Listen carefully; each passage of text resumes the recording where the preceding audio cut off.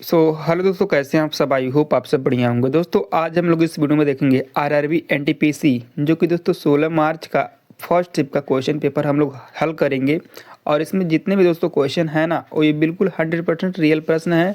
तो वीडियो को आप लोग पूरा ध्यान से देखिएगा। वीडियो में दोस्तों हम लोग कुछ महत्वपूर्ण एक्स्ट्रा फैक्ट भी डिस्कस करेंगे, क्योंकि दोस्तों आपके आगामी शिफ्टों में यहाँ से क्वेश्चन बन सकते हैं। तो चलिए दोस्तों, बिना समय गवाए वीडियो करते स्टार्ट। तो पहला क्वेश्चन आपका पूछा गया था कि दिल्ली सल्तनत में, ये दोस्तों एकता नहीं है, एकता है। दिल्ली सल्तनत में एकता प्रणाली की औपचारिक शुरुआत किसने की थी? तो ये आपके ऑप्शंस हैं। अगर जो आपको लगता है कि आपने सही करके आया है तो आप कमेंट बॉक्स में आंसर लिख सकते हैं, ठीक है। तो इस क्वेश्चन का राइट आंसर आपका ऑप्शन नंबर ए हो जाएगा दोस्तों, शमसीदुन इल्तुतमिश, है ना। इस क्वेश्चन का राइट आंसर आपका ऑप्शन नंबर ए हो जाएगा, है ना। और ये दोस्तों गुलाम वंश के वास्तविक संस्थापक माने जाते हैं, ठीक है। ये भी आपको ध्यान रखना है। औपचारिक संस्थापक गुलाम वंश के कौन है? तो ये आपके कुतुबुद्दीन ऐबक हैं, ठीक है। तो ये भी आपको ध्यान रखना है। औपचारिक कुतुबुद्दीन ऐबक गुलाम वंश के संस्थापक, और वास्तविक में आपका शमसुद्दीन इल्तुतमिश, ठीक है। चलिए, ये रजिया सुल्तान दोस्तों इल्तुतमिश की पुत्री है, जो कि ये आपके मुस्लिम सल्तनत की मुस्लिम महिलाओं में ये पहली शासक है। तो ये भी आपको ध्यान रखना है ना। चलिए दोस्तों, अगला क्वेश्चन आपसे पूछा गया था एकिनोडर्मेट में जल संवहन तंत्र का मुख्य रूप से किस कार्य के लिए उपयोग किया जाता है? तो दोस्तों ये आपका चलन और शिकार पकड़ना, इसका राइट आंसर हो जाएगा, क्योंकि इसी के लिए दोस्तों किया जाता है। तो इस क्वेश्चन का राइट आंसर आपका ऑप्शन नंबर बी हो जाएगा। दोस्तों अगला क्वेश्चन आपसे पूछा गया था भारतीय संविधान के किस प्रावधान के तहत समान कार्य के लिए समान वेतन सिद्धांतों को समाहित किया गया है? तो दोस्तों ये आपके आर्टिकल 39 यानी कि आर्टिकल 39 में किया गया है, यानी कि 39 के डी में किया गया है। और ये दोस्तों आपका राज्य के नीति निर्देशक तत्व से संबंधित है, यानी कि 36 से लेकर आर्टिकल 51 तक, है ना। और ये आपका कहाँ से लिया गया दोस्तों? राज्य के नीति निर्देशक तत्व दोस्तों ये आपके आयरलैंड के संविधान से लिया गया है। तो ये भी आपको ध्यान में रखना है। और इसमें दोस्तों कहा गया है कि महिलाओं एवं पुरुष दोनों के लिए समान कार्य के लिए, ठीक है, वेतन सिद्धांतों को समाहित किया गया है। तो ये आपको ध्यान रखना है। चलिए दोस्तों, अगला क्वेश्चन आपसे पूछा गया था कहानी के संदर्भ में मूर्खासुर के साथ संघर्ष किस कारण से हुआ था? तो दोस्तों ये आपके व्यापारिक समझौते के कारण से हुआ था। तो इस क्वेश्चन का राइट आंसर आपका ऑप्शन नंबर डी हो जाएगा, ठीक है। चलिए दोस्तों, अगला क्वेश्चन आपसे पूछा गया था भारत में आने वाली पहली जो कि 1498 में और जाने वाली अंतिम जो कि 1961 में यूरोपीय शक्ति कौन सी थी? तो सभी को पता होगा दोस्तों, ये आपके पुर्तगाली पहला आया था, है ना, वास्को डी गामा, ठीक है। चलिए हम लोग थोड़ा डिटेल्स में देख लेते हैं, है ना। ये आपको डेट याद रखना है, ठीक है। 1498 में पहला आने वाला पुर्तगाली आपका वास्को डी गामा था। और अंतिम का डेट भी दोस्तों आपको ध्यान रखना है, जो कि 1961 है, ठीक है। चलिए दोस्तों, भारत में पहला पुर्तगाली दोस्तों अभी हमने देखा है 1498 में आया था। कौन था वो? है वो आपका पुर्तगाली वास्को डी गामा था। और भारत के किस स्थान पर आया था? तो ये कालीकट में आया था। कालीकट में प्रवेश किया था भारत के। और ये कालीकट कहाँ पे है दोस्तों? ये आपका केरल में है। तो ये भी आपको ध्यान रखना है, ये केरल राज्य में है, ठीक है। अगला दोस्तों क्वेश्चन आपका है भारत में किस टीम को हराकर आईसीसी चैंपियंस ट्रॉफी 2025 अपने नाम की, है ना, किसको हराकर? तो दोस्तों ये आपके न्यूजीलैंड को हराकर, है ना, आईसीसी चैंपियंस ट्रॉफी 2025 भारत अपने नाम की थी, ठीक है। दोस्तों अभी तक भारत ने चैंपियंस ट्रॉफी 3 बार जीतिया है ना। वो कौन से 3 बार जीता है? दोस्तों 2025 में आपको पता ही होगा न्यूजीलैंड वर्सेस इंडिया हुआ था, और इंडिया 4 विकेट से जीता था। तो ये भी आपको ध्यान रखना है। इसमें आपके कौन से 7-6 फाइनल में रन मारकर रोहित शर्मा ने, जो कि ये कप्तान थे इंडिया के, है ना, ये आपके प्लेयर ऑफ द मैच चुने गए थे, है ना, फाइनल में। तो ये भी आपको ध्यान रखना है, ठीक है। 2013 में इंडिया वर्सेस इंग्लैंड का मुकाबला हुआ था, है ना, आईसीसी चैंपियंस ट्रॉफी का, ठीक है, 2013 में। जो कि इंडिया ने 5 रन से जीता था। ठीक है, तो ये भी आपको ध्यान रखना है। 2002 में इंडिया और श्रीलंका के बीच हुआ था, जो कि भारत के कारण मैच रद्द हो गया था, यानी कि दोनों संयुक्त विजेता थे, यानी कि दोनों विजेता थे। ठीक है, चलिए दोस्तों, अगला क्वेश्चन आपसे पूछा गया था, अंडमान और निकोबार द्वीप समूह के प्रशासनिक प्रमुख का पद नाम क्या होता है ना। तो ये आपका उपराज्यपाल होता है। इस क्वेश्चन का राइट आंसर आपका ऑप्शन नंबर सी हो जाएगा। ठीक है, संविधान के अनुसार इसका प्रशासन राष्ट्रपति द्वारा एक प्रतिनिधित्व के माध्यम से चलाया जाता है। इस क्षेत्र में उसे प्रतिनिधित्व को क्या कहा जाता है, तो उपराज्यपाल कहा जाता है। वर्तमान में दोस्तों उपराज्यपाल कौन है अंडमान निकोबार के, तो एडमिरल DK जोशी जी हैं। तो ये भी आपको ध्यान रखना है। ठीक है, चलिए दोस्तों, अगला क्वेश्चन आपसे पूछा गया था, अंग्रेजी साप्ताहिक पत्रिका यंग इंडिया पुस्तक के लेखक यानी कि यंग इंडिया के संपादक कौन हैं, तो कौन है दोस्तों बताइएगा। इस क्वेश्चन का राइट आंसर आपका ऑप्शन नंबर डी हो जाएगा दोस्तों, महात्मा गांधी जी हैं, है ना। तो इस क्वेश्चन का राइट आंसर आपका ऑप्शन नंबर डी हो जाएगा।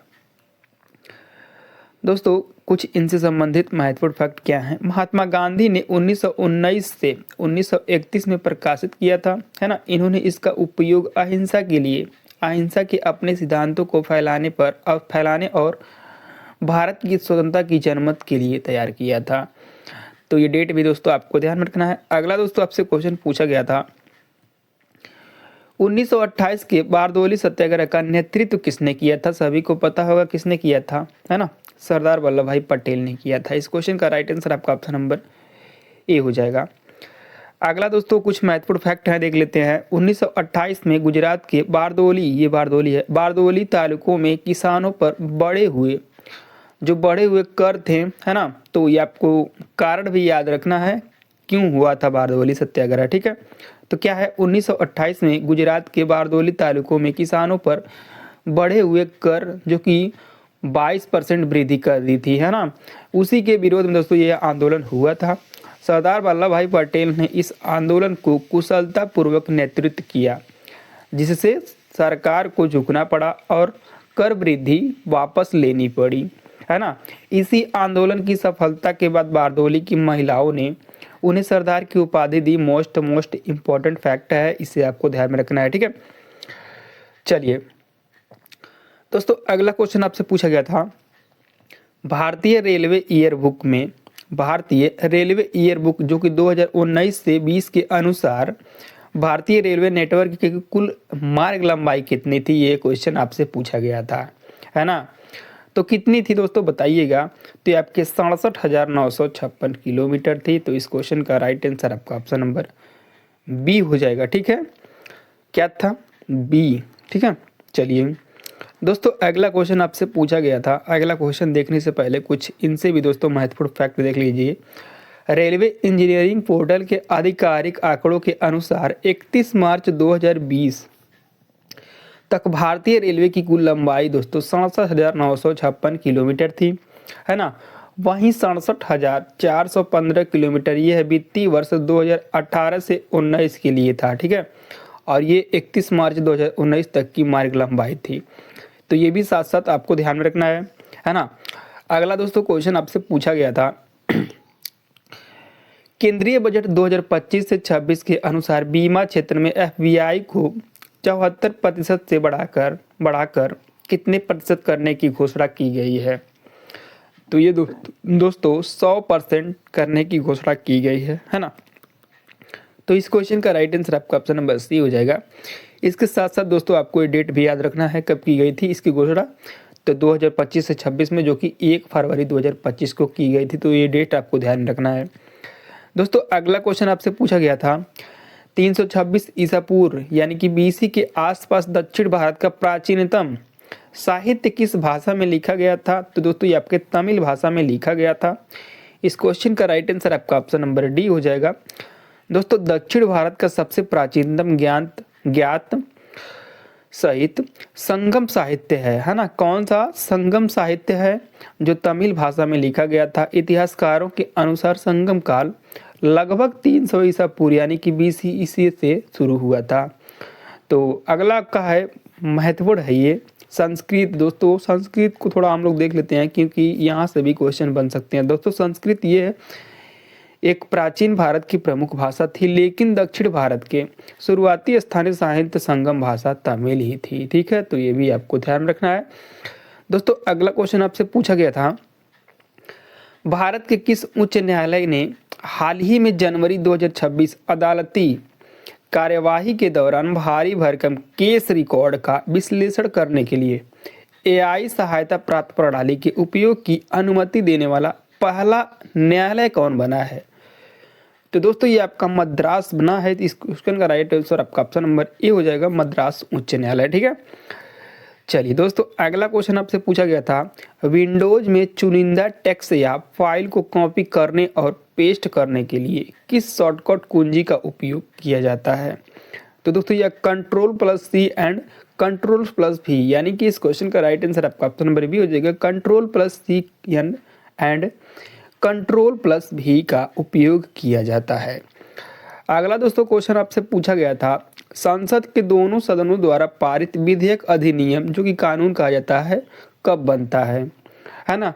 तो दोस्तों ये आपके राष्ट्रपति की सहमति मिलने के बाद ही बनता है ना, कोई भी विधेयक कानून नियम, है ना। तो इस क्वेश्चन का राइट आंसर आपका ऑप्शन नंबर सी हो जाएगा। दोस्तों अगला क्वेश्चन आपसे पूछा गया था, सिंधु घाटी सभ्यता के निम्नलिखित में से किस स्थल पर गोदीवाड़ा बंदरगाह पाया जाता है? तो दोस्तों सभी को पता होगा ये Lothal is right answer, Lothal is the right answer. आपका लोथल संबंधी दोस्तों क्या है महत्वपूर्ण फैक्ट, लोथल गुजरात में स्थित है, सभी को पता होगा। यह कृत्रिम ईंटों से बना यह गोदीवाड़ा के लिए प्रसिद्ध है ना, जिसका उपयोग समुद्री व्यापार के लिए किया जाता था। यह दुनिया का सबसे पुराना ज्ञात गोदीवाड़ा माना जाता है। गुजरात के दोस्तों ये अहमदाबाद जिले में स्थित है और यह भोगवा नदी के तट पर स्थित है। ठीक है, भोगवा नदी के पास स्थित है। तो इस क्वेश्चन का ये जितना भी फैक्ट है आपको ध्यान रखना है। ठीक है दोस्तों अगला क्वेश्चन आपसे पूछा गया था, 1990 के दशक विशेषकर 1990 से लेकर 91 के दौरान भारतीय सकल घरेलू उत्पाद यानी कि डीजीपी है ना, जीडीपी में किस क्षेत्र में सबसे अधिक वृद्धि दर्ज की गई थी, है ना। तो दोस्तों ये आपका कौन सा क्षेत्र था? तो दोस्तों ये आपका तृतीय क्षेत्र था। इस क्वेश्चन का राइट आंसर आपका ऑप्शन नंबर ए हो जाएगा, तृतीय क्षेत्र में सबसे ज़्यादा अधिक वृद्धि दर्ज की गई थी, है ना। दोस्तों अगला क्वेश्चन आपसे पूछा गया था, निम्नलिखित में से कौन सा देश चीन की तुलना में भारत के साथ अधिक लंबी स्थलीय सीमा साझा करता है?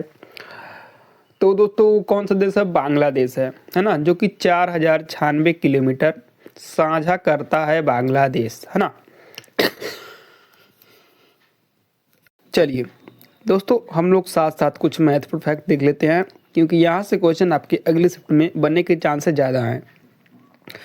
तो दोस्तों भारत कुल 7 देशों के साथ अपनी थल सीमा साझा करता है और कुल स्थलीय सीमा की लंबाई कितनी है? तो 15,200 किलोमीटर है ना, जिसमें से दोस्तों बांग्लादेश 4096 किलोमीटर सीमा साझा करता है। चीन दोस्तों 3488 किलोमीटर सीमा साझा करता है। पाकिस्तान दोस्तों 3323 किलोमीटर सीमा साझा करता है ना। ये सभी दोस्तों आपको ध्यान रखना है सीमा से संबंधित, क्योंकि यहाँ से क्वेश्चन बन चुके हैं, तो आई होप क्वेश्चन बनने के चांसेस ज़्यादा हैं आपके नेक्स्ट शिफ्ट में। ठीक है, नेपाल दोस्तों 1751 किलोमीटर सीमा साझा करता है।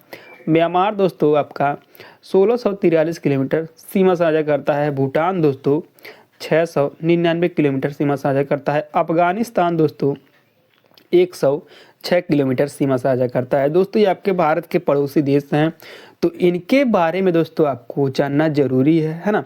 नेपाल की राजधानी यहाँ से देख लेते हैं हम लोग, है ना। बांग्लादेश की राजधानी क्या है दोस्तों? तो बांग्लादेश की राजधानी आपका ढाका है ना, ढाका है।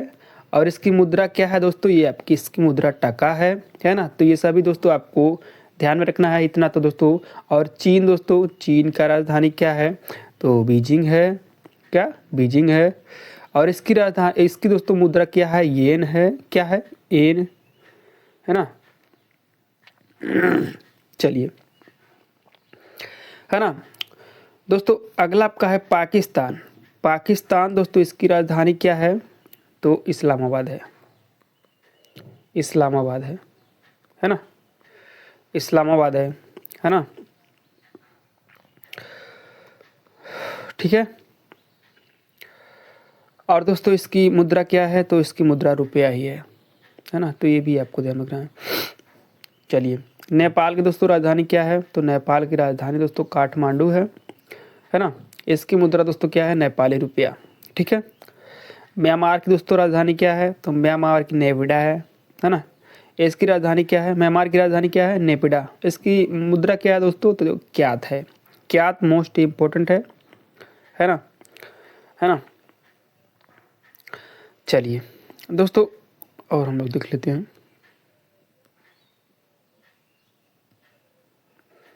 भूटान की दोस्तों राजधानी क्या है? तो भूटान की राजधानी थिम्पू है। इसकी मुद्रा नगुल्टम है ना? थिम्पू और इसकी मुद्रा नगुल्टम नगुल्टम है ना? अफगानिस्तान की दोस्तों काबुल है। राजधानी इसकी काबुल है ना? और इसकी मुद्रा दोस्तों क्या है? इसकी मुद्रा आप लोग कमेंट करके बताइएगा। ठीक है। चलिए,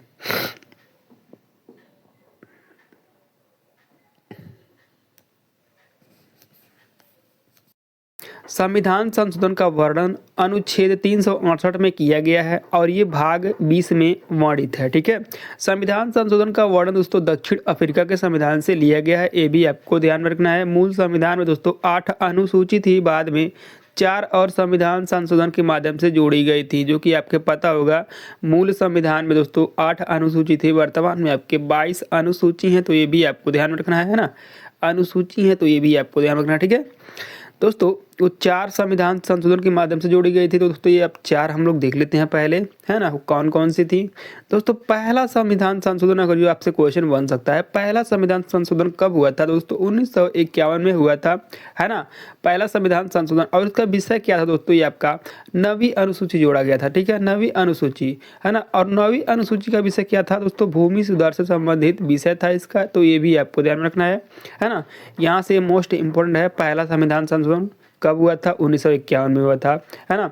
क्या जोड़ी गई थी दोस्तों? 9वीं अनुसूची जोड़ी गई थी। ठीक है। किसके लिए किया गया था? तो भूमि सुधार से संबंधित है। ठीक है। तो ये आपको महत्वपूर्ण फैक्ट है, क्योंकि पहले से हैं, तो इसलिए आपको याद रखना है। ठीक है। और दोस्तों आपका अगला आपका संविधान संशोधन कब हुआ था? 1985 से 92वां संविधान संशोधन, है ना? 1985 में जब जोड़ा गया था, तो 12वां संविधान संशोधन जोड़ा गया था, है ना? 12वां संविधान संशोधन किया गया था। और इसमें दोस्तों 10वीं अनुसूची जोड़ी गई थी। और 10वीं अनुसूची का विषय था दोस्तों दल बदल अंकुश लगाना, है ना? दल बदल पर अंकुश लगाना, है ना? और उसके बाद दोस्तों आपका 1992 से 93 में संविधान संशोधन हुआ था, जो कि 73वां संविधान संशोधन था। और इसमें दोस्तों 11वीं अनुसूची जोड़ी गई थी और इसका विषय पंचायती राज व्यवस्था था। दोस्तों 1992 से 93 में एक और संविधान संशोधन हुआ था, है ना? जो कि आपका 74वां संविधान संशोधन था। इसमें दोस्तों 12वीं अनुसूची जोड़ी गई थी और ये विषय क्या था? नगर पालिका का विषय था। ठीक है। तो ये दोस्तों 4 तो आपके ऐसे देख लिए। ठीक है। अब हम लोग देखेंगे दोस्तों 7वां संविधान संशोधन, जो कि 1956 में हुआ था और ये भाषाई आधार पर राज्यों का पुनर्गठन किया गया था। ठीक है। तो यहाँ से क्वेश्चन आपको देखने को बन रहे हैं। ठीक है। राज्यों के 4 वर्गों को समाप्ति भाग क, भाग ख, भाग ग और भाग घ की गई थी और उनकी स्थान पर 14 राज्यों एवं 6 केंद्र शासित प्रदेशों की स्वीकृति दी गई थी, है ना? तो यहाँ से दोस्तों आपको इतना ध्यान रखना है कि 10वां संविधान संशोधन 1961 में हुआ था और ये दादर नगर हवेली को भारत में शामिल करके केंद्र शासित प्रदेश का दर्जा दे दिया गया था। 12वां संविधान संशोधन दोस्तों 1962 में हुआ था और ये गोवा, दमन एवं दीव को भारत के केंद्र शासित प्रदेशों के रूप में शामिल कर लिया गया था। 13वां संविधान संशोधन दोस्तों 1962 में हुआ था, है ना? और ये नागालैंड को विशेष प्रावधान अपना घर राज्य का दर्जा दे दिया गया था। 14वां संविधान संशोधन जो कि 1963 में हुआ था और ये पुदुचेरी और पुदुचेरी को केंद्र शासित प्रदेश के रूप में शामिल कर लिया गया था, है ना? दोस्तों मैं आपका समय ज़्यादा नहीं लेना चाह रहा हूँ, इसे दोस्तों आपको जल्दी से बता रहा हूँ। ठीक है। 18वां संविधान संशोधन दोस्तों पंजाब का भाषाई आधार पर पुनर्गठन हुआ था, जो कि पंजाबी क्षेत्र पंजाब है ना? भाषाई पंजाबी भाषी क्षेत्र दोस्तों पंजाबी की इशार मतलब अनुसार इसको पंजाब मतलब घोषित किया गया है। हिंदी भाषा के क्षेत्र में दोस्तों हरियाणा, है ना, पर्वतीय क्षेत्र में दोस्तों हिमाचल प्रदेश और केंद्र शासित प्रदेश में दोस्तों चंडीगढ़, ठीक है। वहीं दोस्तों आपका 21वां संविधान संशोधन मोस्ट इंपॉर्टेंट है, सिंधी भाषा को 8वीं अनुसूची में 15वीं भाषा के रूप में शामिल किया गया था, है ना। मूल संविधान में दोस्तों 14 भाषा थी, अब दोस्तों 22 भाषा हो गई है ना। पूरे 8 भाषा को संविधान संशोधन के माध्यम से जोड़ा गया था। 21वां संविधान संशोधन दोस्तों सिंधी भाषा जोड़ा गया था, है ना। 71वां संविधान संशोधन दोस्तों नेपाली, मणिपुरी और कोंकणी जोड़ी गई थी। और 92वां संविधान संशोधन, है ना, 92वां संविधान संशोधन जो कि बोडो, डोंगरी, मैथिली और संथाली, है ना। तो यही दोस्तों आपका क्वेश्चन था, है ना, जो कि 2003 में जोड़ी गई थी, ठीक है। अगला दोस्तों आपका है 22वां संविधान संशोधन दोस्तों, ये आपका 1969 में जोड़ी गई थी और इसके द्वारा दोस्तों असम से अलग करके एक नया राज्य मेघालय बनाया गया था।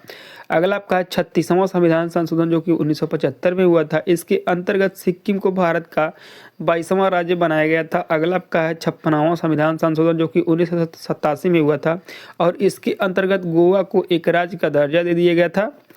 दमन एवं दीव को केंद्र शासित प्रदेश ही रहने दिया था, ठीक है। दोस्तों अगला आपका है 42वां संविधान संशोधन। 42वां संविधान संशोधन दोस्तों 1976 में हुआ था। इसके द्वारा संविधान में व्यापक परिवर्तन लाए गए थे, इसलिए इसे लघु संविधान के रूप में भी कहा जाता है। मोस्ट इम्पोर्टेंट संविधान के प्रस्तावना में 3 शब्द जोड़े गए थे, वो आपका कौन कौन सा है? समाजवाद, पंथनिरपेक्ष, एकता और अखंडता, है ना। दोस्तों इसके अंतर्गत 10 मौलिक कर्तव्यों को भी शामिल इसमें किया गया था, जिनका वर्णन संविधान के भाग 4A के अनुच्छेद 51A में है ना। 44वां संविधान संशोधन दोस्तों 1978 में हुआ था और इसमें संपत्ति के अधिकारों को मौलिक अधिकारों से हटाकर कानूनी या विधिक अधिकार बना दिया गया था, है ना। 44वें संविधान संशोधन से पूर्व यह अनुच्छेद 31 के अंतर्गत एक मौलिक अधिकार था, लेकिन अब इस संशोधन के माध्यम से इस अधिकार को अनुच्छेद 300A में विधिक यानी कानून के रूप में रख दिया गया था, ठीक है, रख दिया गया है। ये भी आपको ध्यान रखना है दोस्तों। अगला आपका 61वां संविधान संशोधन जो कि 1989 में हुआ था। इसमें मतदान की आयु को 21 वर्ष से घटाकर 18 वर्ष कर दी गई थी। 86वां संविधान संशोधन 2002 में जो हुआ था दोस्तों, ये आपका अनुच्छेद 21A के तहत प्रारंभिक शिक्षा को मौलिक अधिकार बनाया गया था, जो कि दोस्तों ये आपका क्वेश्चन पूछा गया था फर्स्ट शिफ्ट में, है ना। ये आपका फर्स्ट शिफ्ट में पूछा गया था दोस्तों। ये आपको मैं बता रहा हूँ, जितना आपको ध्यान रख लेना है अगर ये आपका अगले एग्जाम है, अगले शिफ्ट में पेपर है, क्योंकि यहाँ से क्वेश्चन आपके 100% बनेंगे, ठीक है। और यही दोस्तों 11वां मौलिक कर्तव्य भी जोड़ा गया था इसी अमेंडमेंट के अनुसार, यानी कि 86वां संविधान संशोधन 86वां संविधान संशोधन में ही जोड़ा गया था, ठीक है। अगला दोस्तों आपका है 7वां संविधान संशोधन। 7वां संविधान संशोधन दोस्तों 2015 में हुआ था। इसके अंतर्गत भारत बांग्लादेश भूमि हस्तांतरण दोनों देशों से सहमति से भूमि आदान प्रदान की गई थी। ये आपका 7वां संविधान संशोधन था। 101वां संविधान संशोधन दोस्तों, ये आपका 1 जुलाई 2017 इसके अंतर्गत जीएसटी को लागू कर दिया गया था। 122वां संविधान संशोधन विधेयक था, ये भी आपको ध्यान में रखना है, ठीक है।